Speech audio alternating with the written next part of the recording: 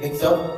Aquí me encuentro a tu lado, te acepto como mi aire, mi mar, todo lo que incluye lo que es la naturaleza, para estar contigo siempre en las buenas y en las malas. Espero que sea correspondido por ti. Fausto, te reconozco como mi compañero en este viaje sagrado. Desde el primer instante supe que eras un canto antiguo que mi alma había escuchado. Te prometo ser tu roca cuando tiemble el mundo, tu río cuando necesites fluir y tu viento cuando quieras volar. Cultivaré nuestro amor con paciencia y asombro, como quien cuida un jardín que siempre florece.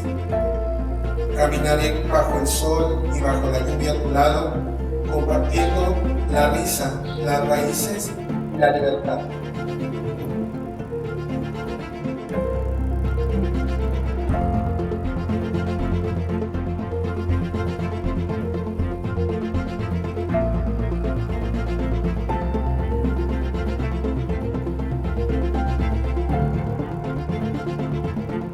Con esta unión somos uno con la naturaleza, somos uno con el universo.